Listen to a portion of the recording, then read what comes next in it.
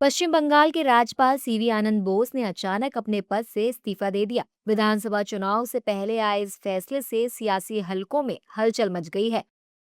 मुख्यमंत्री ममता बनर्जी ने भी इस पर हैरानी जताई है। इस दौरान उन्होंने बयान देते हुए केंद्र सरकार पर तीखा हमला किया है। ममता बनर्जी ने कहा है कि मैं पश्चिम बंगाल के राज्यपाल श्री सीवी आनंद बोस के अचानक इस्तीफे की खबर से स्तब्ध और गहराई से चिंतित हूँ। इस समय उनके इस्तीफे के पीछे के कारण मुझे ज्ञात नहीं है। केंद्रीय गृह मंत्री ने अभी मुझे सूचित किया है कि श्री RN रवि को पश्चिम बंगाल का राज्यपाल नियुक्त किया जा रहा है। इस संबंध में स्थापित परंपरा के अनुसार उन्होंने मुझसे कोई परामर्श नहीं किया। ऐसी कार्रवाइयां भारत के संविधान की भावना को कमजोर करती हैं और हमारे संघीय ढांचे की नींव पर आघात करती है। सीवी आनंद बोस के इस्तीफे से केवल ममता बनर्जी ही नहीं बल्कि पूरा विपक्ष हैरान है। विपक्षी दलों के नेता बंगाल राज्यपाल के इस्तीफे को पूर्व राष्ट्रपति जगदीप धनखड़ से जोड़ रहे हैं। विपक्षी दलों के नेताओं का कहना है कि इस सरकार में कभी भी कुछ भी हो सकता है, उसकी वजह किसी को नहीं पता होगी। अब देखिए साहब, क्या किसने इस्तीफा दिया किसने नहीं दिया वो तो वो जाने, लेकिन मैंने इतना देखा था कि वहाँ के जो महामहिम राज्यपाल जी थे उनका जो चाल चलन था पिछले कुछ समय से वो शोभा नहीं देता था एक राज्यपाल की कुर्सी को। बार बार वो कुछ न कुछ कमेंट करते रहते थे और ज़रूरत से ज़्यादा एक राजनीतिक राज्यपाल के रूप में ज़्यादा दिखते थे। पर अब वो उन्होंने इस्तीफा दिया है क्या नहीं दिया है ये तो कह नहीं सकते, क्योंकि आपने देखा होगा उपराष्ट्रपति जी धनखड़ साहब ने भी इस्तीफा दिया था। आज तक स्पष्ट नहीं हुआ क्यों दिया था।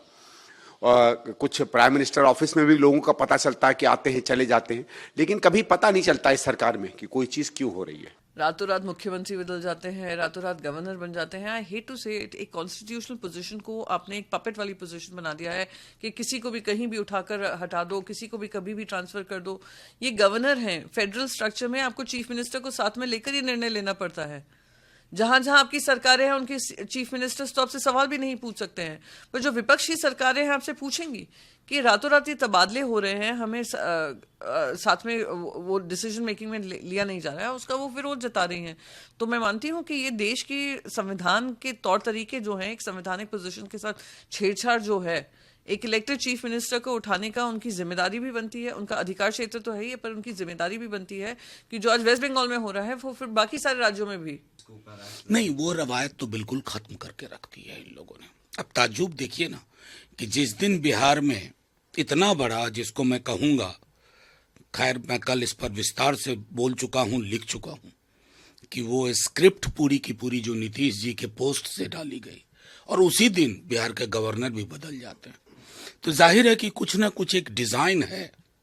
अगर मैं पूरी फेहरिस्त देखूं, और हिंदुस्तान में कितनों सीक्रेट कोई डिजाइन होता है ना, वो चंद दिनों के लिए होता है, बाहर आ ही जाएगा। देखिए, ये तो अधिकार केंद्र का है, लेकिन खीरा ककड़ी के तरह डेली जैसे सुबह शाम कपड़े बदले जाते हैं वैसे राज्यपाल बदल रहा है।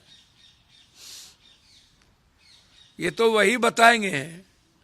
रिश्ते बदलने में भी बीजेपी माहिर है और सत्ता के लिए कुछ भी बदल देंगे।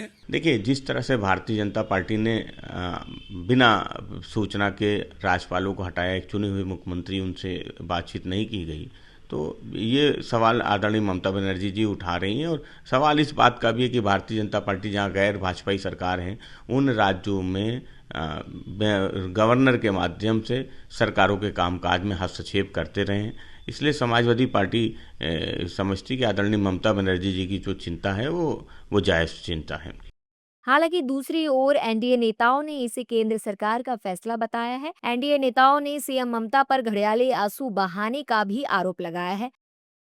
एनडीए नेताओं का कहना है कि सीएम ममता पहले राज्यपाल पर केंद्र सरकार का आदमी होने का आरोप लगाती थी और अब हैरान है क्यों। अरे ममता बनर्जी जी का ये स्ट्रैटेजी रहता है ना कि चित भी मेरी पट भी मेरी। जितने दिन तक वो राज्यपाल थे, 3 वर्षों से ज़्यादा, हर दिन सुबह की शुरुआत उनको कोस कर शुरू करती थी और कहती थी वो केंद्र के एजेंट है, तमाम चीज़ें हैं। और आज उनके जाने पर वो घड़ियाली आंसू बहा रही है। देखिए, ये तो केंद्र का निर्णय होता है, राज्यपाल ने किन परिस्थितियों में इस्तीफा दिया ये तो उनका व्यक्तिगत निर्णय था, लेकिन ये चीज़ें होती रहती है। ममता बनर्जी ने कहा कि हमें कंसल्ट नहीं किया गया साहब। यहाँ कहाँ से परंपरा रही है कि कंसल्ट करने की? ये तो कांग्रेस के समय से ही कंसल्टेशन प्रोसेस बंद हो गया था कि कोई राज्यपाल जो नियुक्त होता था केंद्र, कभी मुख्यमंत्री से कंसल्ट नहीं करता था, खबर दे दी जाती थी। तो ममता बनर्जी अब अपने हार को देख लिए हैं चुनाव में और रोज नया नया शिगुफा छोड़ रही हैं ताकि वो जनता के बीच में जाकर रो सके चुनाव के बाद कि साहब मुझे तो हरा दिया गया। नहीं, ममता बनर्जी को अपने आप पर सवाल करना चाहिए कि आप जिस तरह से संवैधानिक व्यवस्था का चीरहरण कर रहे हैं बंगाल में, टीएमसी के कार्यकर्ता जिस तरह से संविधान का माखौल उड़ा रहे हैं, आने वाले समय में पूरा देश देख रहा है कि ममता बनर्जी का क्या हरकत है और राजनीति में लोग कितना नीचे गिर करके और संवैधानिक व्यवस्था को और उससे डिस्टर्ब करने का, संवैधानिक व्यवस्था को जो है उल्लंघन करने का काम करते हैं। और राष्ट्रपति शासन होना है बंगाल में तो ममता जी नहीं रोक सकती है, लेकिन गवर्नर का परिवर्तन हो गया मतलब राष्ट्रपति शासन होगा, ये भी नहीं है। उनके रवैया के कारण राष्ट्रपति शासन हो सकता है। जिस प्रकार से एसआईआर को उन्होंने डिस्टर्ब किया है, लंबित किया है, उनके कर्मचारियों ने जिस प्रकार असहयोग किया है, जिस प्रकार हिंसा हुआ है, आज भी कंप्लीट नहीं हुआ है एसआईआर, और जब तक कंप्लीट नहीं हुआ चुनाव होगा, अब 1 महीना चलेगा तो राष्ट्रपति शासन ही नहीं होगा, इसलिए उसके लिए तैयार है। बता दें, सीवी आनंद बोस 3.5 साल से पश्चिम बंगाल की गवर्नर थे। गुरुवार को उन्होंने अचानक इस्तीफा देकर सबको चौंका दिया। पश्चिम बंगाल में इसी साल विधानसभा का चुनाव होने वाला है। इससे पहले राज्यपाल के इस्तीफे से हर कोई हैरान है।